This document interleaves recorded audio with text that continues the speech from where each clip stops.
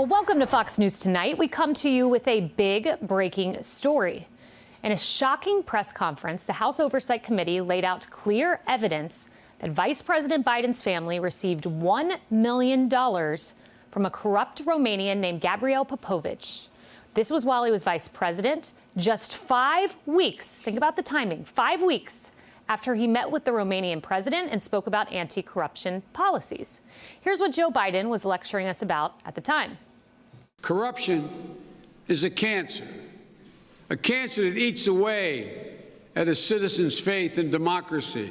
Corruption is just another form of tyranny.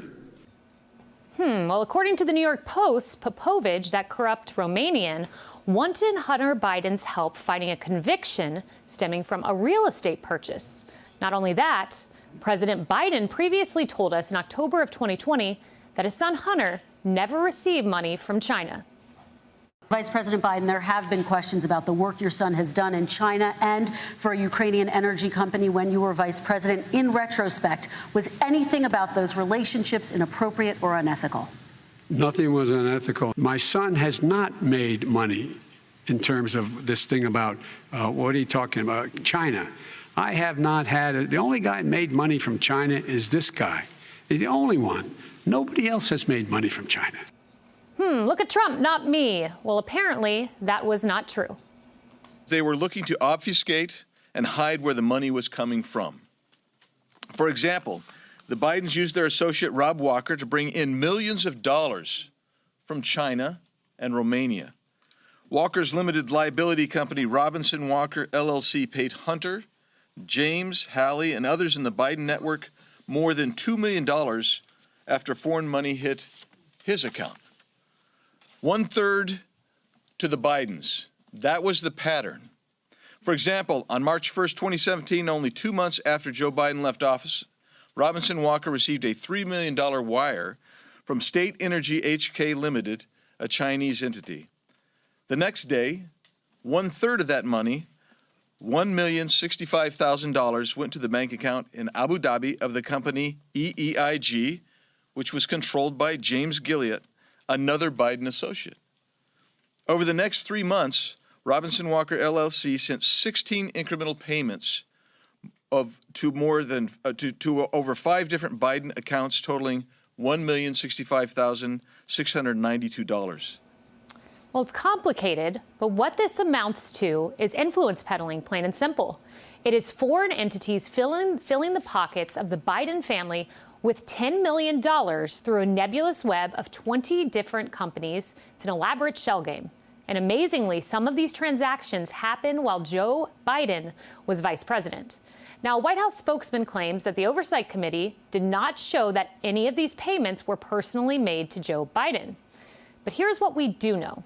John Levine, who we had on this program last night, reported in the New York Post in late August that Hunter Biden met with his father multiple times while working for a Romanian real estate tycoon accused of corruption. And as for China, Hunter Biden went to an official government trip to China with his father in 2013 as he was creating a Chinese private equity fund. Coincidence, I'm sure. 10 days after the trip, Hunter received a Chinese business license. Did Joe Biden benefit from any of this?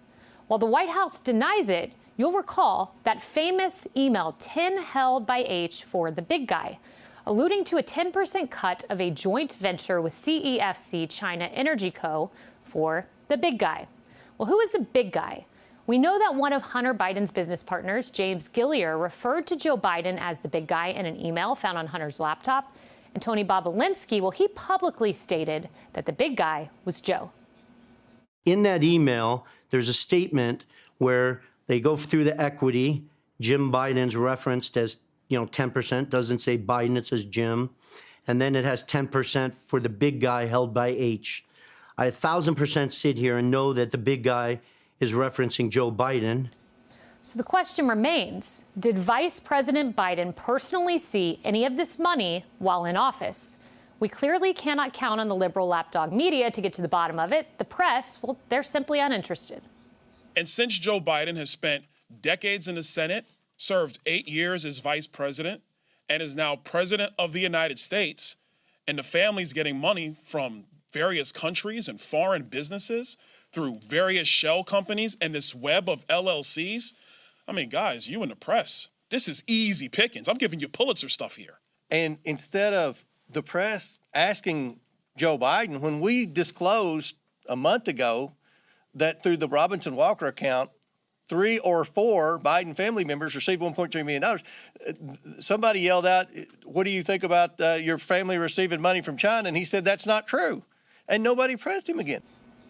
Well, just as House Republicans were laying out these bombshell allegations, the Department of Justice decided to announce charges on a freshman member of Congress, George Santos. We're expected to believe the timing of the DOJ's actions are just a coincidence, not another example of deep state elements of our government conspiring to protect their own.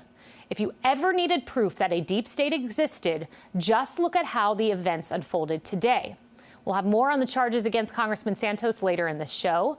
But what's interesting is after Republicans presented this explosive information to the press, what did the press decide to ask about? You guessed it, Donald J. Trump. Former President Donald Trump is running for president again. Him and his family have benefited while he was in office, since leaving office, from a number of countries. Are you investigating those business dealings as well?